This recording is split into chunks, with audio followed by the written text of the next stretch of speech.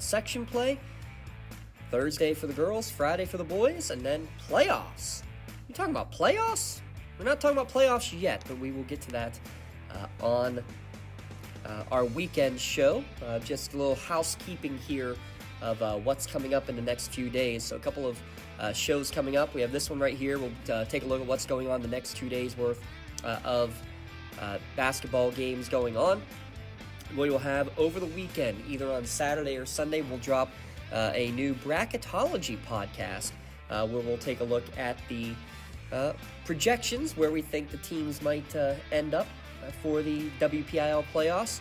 Can't say for District 10 yet because there's still another week to go in the regular season for D10. So we'll have our own specialty D10 talk when that playoffs begin.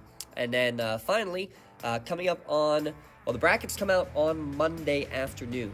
So either Monday evening or Tuesday evening, we'll have a big roundtable discussion to take a look at the brackets as they've come out and figure out where we think everybody's going to go, how we think everybody's going to do, and kind of break down the tournaments for the WPIAL championships. I'm James Dotson, glad to be here. As always, our podcast delivered by Penn Ohio Bottled Water. Make sure you give Penn Ohio Bottled Water a call for delivery of your 3 to 5 gallon water cooler systems and get refreshing hot or cold water at a touch of a button with their bottom-loading cooler options. So let's break this down. This is going to be a quicker podcast than most of our normal ones, but just taking a look, starting on the girls' side, let's look at Class 1A, as Union has wrapped up Section 1 with currently a 12-0 record, one last game to go in section play. 13-0 actually in the section is Union. One final game to go tomorrow night. That is a 6 o'clock start, by the way, against Eden Christian for their final game of the year as they look to remain unbeaten on the section season. They still have another non-section game that they have scheduled. I believe that's going to be on Saturday against Winchester Thurston. We'll confirm that one for sure here down the stretch for that. But a Union team that has been playing absolutely, great, solid, phenomenal basketball, which, I mean, you knew that they were going to be good. The question was just how good. I don't think anybody quite expected for them to have an undefeated record at this time of the year. A little look ahead at the bracketology, because the other section is quite interesting. Geibel Catholic currently leading with a 12-1 record. They stopped to play Sarah Catholic, who is currently in third in the section with a 10-3 record. Clairton sandwiched in the middle of those two, as Clairton and Sarah have split their season series. Geibel and Sarah Catholic were a split as well. Or Clairton and Geibel, I should say, were a split. So very interesting, because those three head and shoulders above the rest of Section 2 in Union section. St. Joseph and Aquinas Academy, each with 3 losses, currently in that second to third spot. So, I mean, Union's definitely the one. It's how you rank that Geibel, Clairton, Sarah Catholic trio, especially when, there was a chance that you were going to have even tri-champions. Now it's going to be down between Geibel Catholic and Clairton for that final spot. Right now, it looks like Geibel, with 20-1 overall record, probably will be the number 2 seed. By the way, Kylie Frustorfer leading the county with 66 three-pointers and now over 230 in her career from beyond the arc. Still looking into the all-time county numbers for three-pointers. The boys' record was just over 300 by Anthony Richards for Newcastle. Don't have specific numbers on the girls' side, but we'll see what we're able to potentially dig up. Let's move our way up to Class 2A in WPIAL with Neshannock getting the section crown. If they get one more win, they're currently tied at 8-1 with Aliquippa. They will be co-section champs if Neshannock can take down Shenango on the road there to end the year. But this Neshannock team playing very well. Now it's I believe a 9-10 game winning streak here for Coach G's Lancers, peaking at the right time.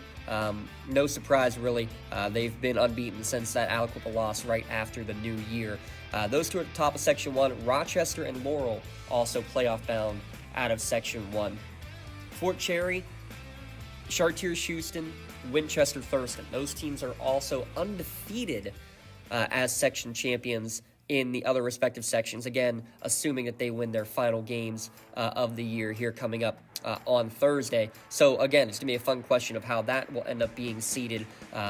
Do you think Neshannock and Aliquippa as co-champions, are they going to be ranked above, in the middle of, or below the individual solo champions in the other divisions? That's going to be a very fun question to have to answer, and we may get co-champions in some of the other divisions too. Just as an example, Fort Cherry ahead of Southside Beaver by 1 game, and those two play each other on Thursday there as well. But Neshannock, again, just playing good, fundamental, all-around basketball. The balance has been phenomenal between Peyton Newman, Jaden Nogue as your top 2 scorers, but Ainsley Allison's also a 10-point-per-game shooter. Sophia Bonner, Nina Medor, those two really lighting it up from beyond the arc as of late. It's an all-around team for Neshannock. By the way, they also have one of the top scoring defenses in all of the WPIL, as does Union. Union averaging 27 points allowed per game. Neshannock in Class 2A averaging 33.5 per game. Pretty darn solid, to say the very least there for Neshannock. Up to Class 3A for a minute. Actually, before that, I did want to mention Laurel did lock up their section, finishing in 4th place at the worst, with 1 game left to go for Coach LaRocco's squad. 4 coaches in 4 years. Great job for Laurel to be able to push their way through and make it into the postseason there in Class 2A. Big shout out to them. Their win on Monday, clinching them into the postseason. They still have, as well, 1 game left to go, by the way. Laurel at Freedom. That could be a huge game for seeding, actually, if Laurel wins that one just to get an extra resume boost. Might end up being tied with Rochester here down the stretch. Would be a big key there. Neshannock, as you mentioned, traveling to Shenango. Now let's go up to Class 3A, where you have Elwood City. Huge win on Tuesday night. Puts them right there in a 3-way tie for 3rd place. Elwood City, Riverside, and Beaver Falls for that 3rd place spot. Really interesting how this is going to come down when it goes to the seeding. So Olsh first in the section, Quaker Valley second at 9-4, and then those 3 teams, Elwood, Riverside, and Beaver Falls, each at 8-5. Because here's the current scenario: Riverside against Elwood City, they swept them, and they split with Beaver Falls, so they're really 3-1 in between those 3 teams right now. Elwood City swept by Riverside, but they swept Beaver Falls, so they're 2-2. So really it should go Riverside, Elwood City, Beaver Falls. None of those 3 teams were able to get a win on Olsh, undefeated in the section. Beaver Falls swept Quaker Valley. Quaker Valley swept Riverside, though. It's interesting, and will be interesting, how you even dissect all these 3 teams. The big key left, though, is the fact that Elwood City plays Quaker Valley on Thursday.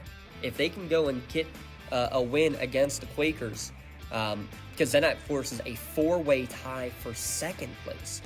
Could be a very interesting scenario. It is going to be tough going down to Quaker Valley, but they played very well against the Quakers in Game 1. So keep an eye on that game for sure.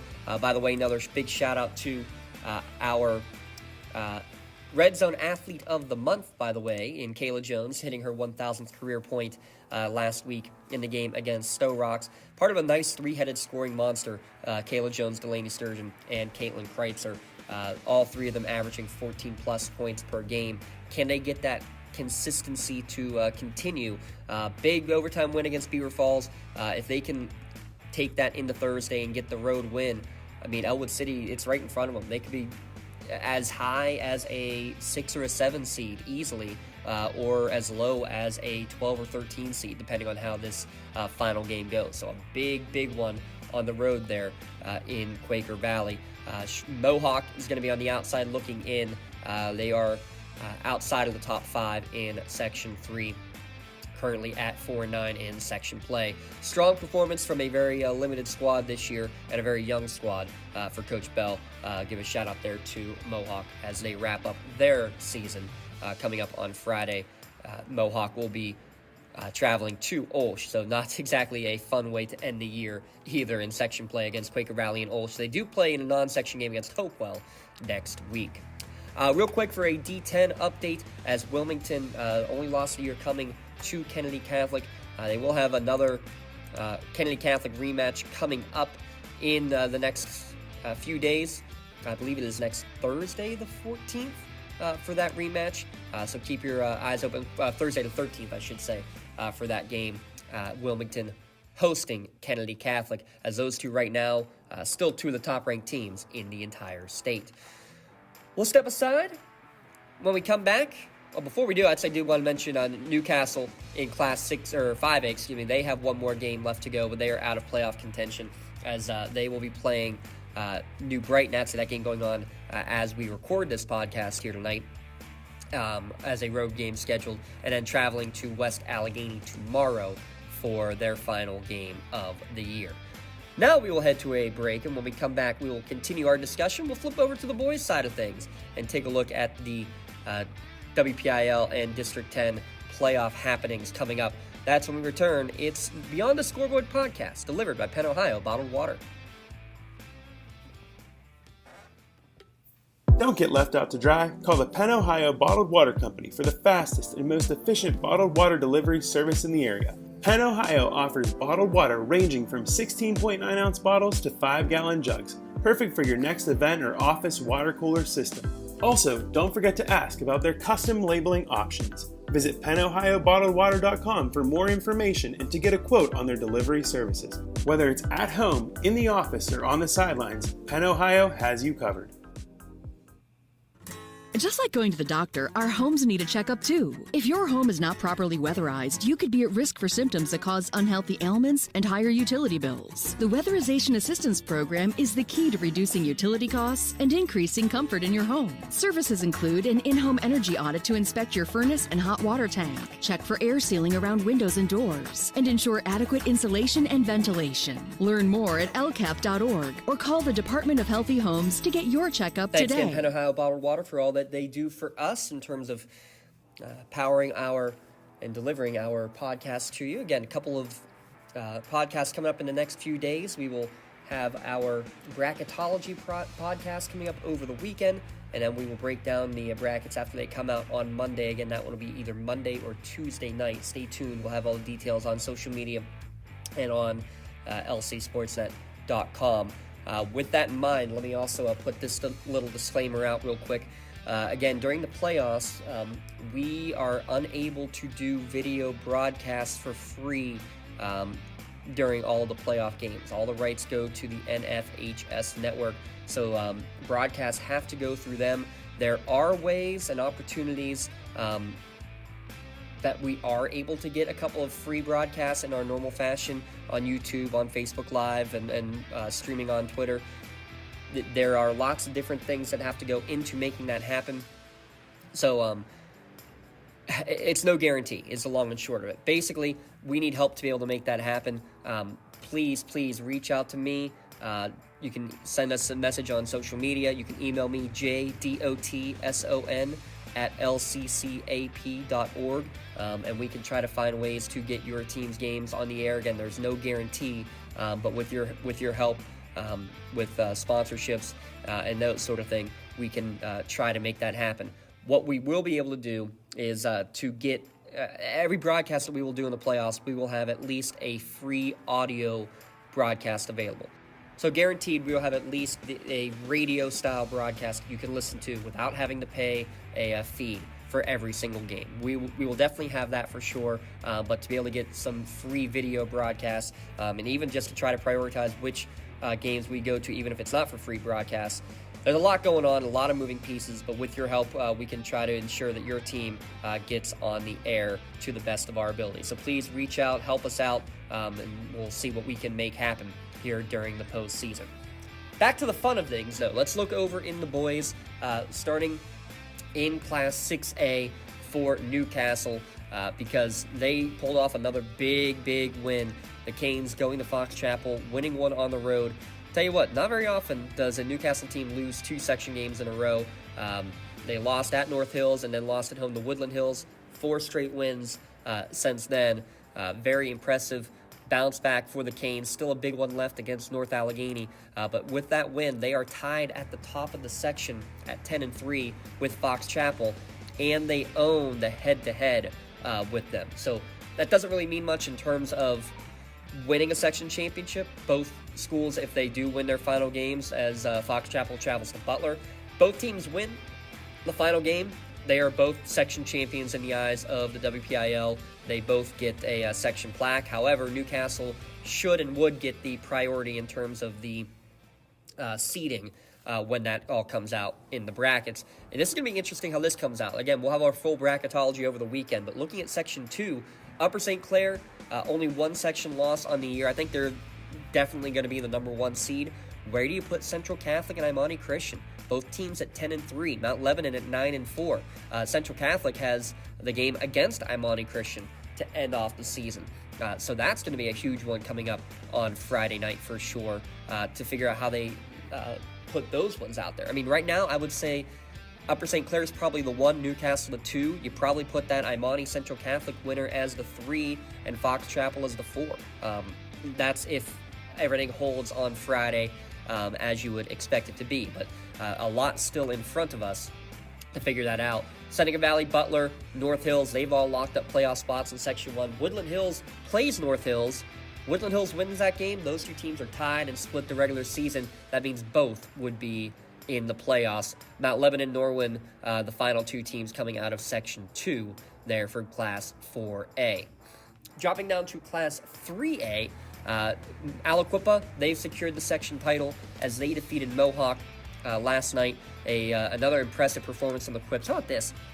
27 of 36 shooting. That's 75% from the field. Absolutely ludicrous numbers. And in the end, it was a 17-point game. I mean, you see a team that shoots 75%, you expect that score to probably be a little bit more lopsided. So give credit to Mohawk. They shot over 50% in the game and were able to hang in there. One bad stretch really in the second quarter. You take out that second quarter, it's a 1-point game, not a 17-point game. So going to be interesting. We'll talk more about that again over the weekend, how you see Class 3A. 2A is also going to be very interesting and fun to figure out in the seeding way of things. Mohawk is second at 9-2. Elwood City still has a chance to tie for second. They have to travel to Aliquippa, though. They would need to win against Aliquippa and get a Mohawk loss to end the year. New Brighton will also be in the playoffs as the 4th team out of Section 1. The other question that comes up then, when you look at the other sections, Bishop Canavan, South Allegheny, Southmoreland, all undefeated, all should win their final games. They all have a 3-game edge over the number 2 team in their section. Bishop Canavan, they played some tough opponents, just as an example. They have a 12-8 record. They play tough opponents, but they don't have many wins. They do have a win against Lincoln Park, but like Neighborhood Academy, Upper St. Clair, Greensburg Central Catholic, Butler, Central Valley, great opponents, all losses though. No real strong win on their resume beyond that Lincoln Park. And if there's such a thing as a down year for Lincoln Park, that's what it is this year.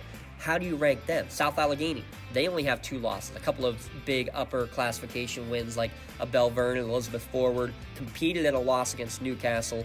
I think South Allegheny's probably the 2 right now, with obviously Aliquippa as the 1. Where do you throw in Southmoreland? They're 16-4 overall. They don't have nearly the resume in terms of the out-of-section wins, nearly like the other 2 teams. For example, they also played Central Valley, but lost by 40-plus in that game. Probably their biggest win on the year is either against South Park or against Ringgold. So, yeah, that's, I think, going to be interesting how you rank these section champions, and where do you throw in a team like Mohawk that has their opponents have a combined 12 losses on the year.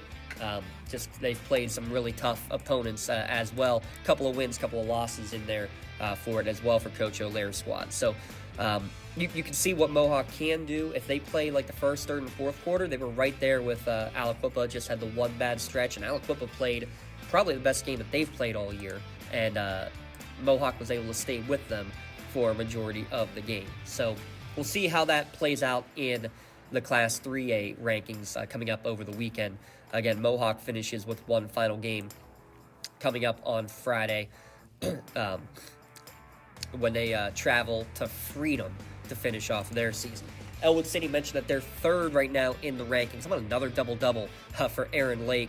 A little easier when you play a couple of extra periods, but Mohawk Elwood City able to hold on in the double overtime victory last night over Beaver Falls. How about that? Both the girls and boys games going into extra time there against Beaver Falls in that senior night doubleheader on Tuesday night. But big shout out to Coach Bradley and that group making it back to the playoffs after losing your program's all-time leading scorer.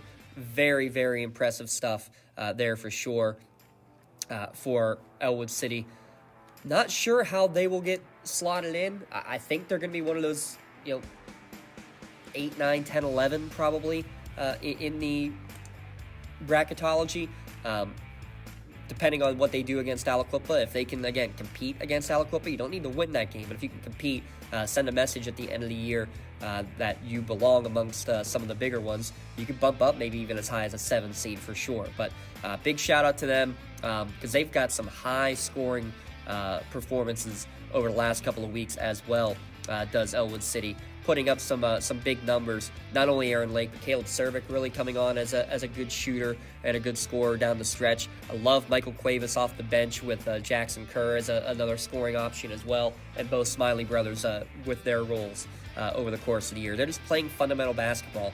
They have been fun to watch for sure. Class 2A, similar scenario as Class 3A because of the fact I think you have a legit opportunity that you're going to have a runner-up in the top 3 seeds. And it's going to be in Section 1. Greensburg Central Catholic just defeated Jeanette for the second time on the season. But Jeanette, those are their only 2 losses of the year coming against Greensburg Central Catholic. A 10-point loss yesterday, a 6-point loss earlier in the year. So 2 very good games. I think you're probably going to see Jeanette as the number 3 seed to be opposite of Greensburg Central Catholic, who I expect to be the number 1 overall. Swickley Academy, I'm probably putting at the number 2 seed. I can understand if people say that they're going to flip that around and make Swickley the 1, Greensburg 2. I think Greensburg has just had a more solid overall performance on the year. The other 2 sections, Chartiers-Houston with 1 loss, Neshannock with 1 loss. Neshannock has to travel to Union. They take care of business there. They will be section champions outright. Chartiers-Houston has already guaranteed an outright section championship as they have a 2-game edge over Jefferson Morgan. Neshannock, you got to give a shout out to Davey Quat. Holy cow. How about 48 points on Friday in a win against Western Beaver last week? Then they come and play a makeup game Saturday afternoon. 28, including I think 6 or 7 threes in that game as well. He's rapidly approaching now the 1,000 career point mark. There is Davey Quat, averaging now 18 a game after those 76 points in less than 24 hours. Certainly will help that average, to say the least. But again, some balance. They had 4 players in double figures when they defeated Laurel last night at a 59-44 win. Let's talk about Laurel for a minute. As Neshannock has now won, by the way, 5 straight to end the year. They will travel to Union. We'll talk about the Scotties in a moment. Laurel, they're still in playoff contention here, folks. Even with that loss, if they win on Friday against Western Beaver, Southside has to travel to Olsh. If Laurel defeats Western and Olsh defeats Southside, which are both on paper what you would expect to happen, Laurel and Southside would tie for the final spot. They've split the regular season series. Both would be playoff bound. And that would be, again, really impressive for a young Laurel team that just they've come so far from the start of this year to where they are now at this stage in the season. Been real impressed to see that improvement. Laurel still a long way to go for sure, but a 2-win team last year really struggled early on.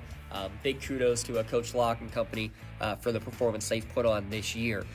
Mentioned Union hosting the Neshannock on Friday. Union currently at 10-3. Likely will stay in that 3rd spot as they have 3 losses on the year. The 1 to Neshannock earlier in the year and the 2 to Our Lady of the Sacred Heart. But a Union team, they obviously have the top scorer in the county right now in Lucas Stanley at 24 points per contest. If they can get the consistent second scoring, we've said it all year long, that's going to be their Achilles heel. But right now, they are finding a way on the defensive end. I think is what's been most impressive the last few games, really limiting the opportunities for their opposition. That's what's given them more opportunities over the course of the last few games to be successful.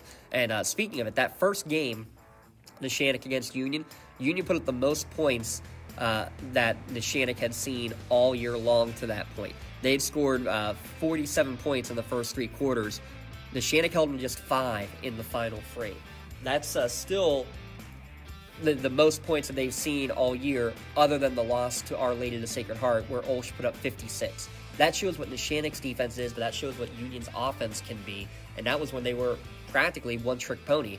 Lucas Stanley having the majority of the points in that first meeting. And Davy Quat did not score any field goals in that game.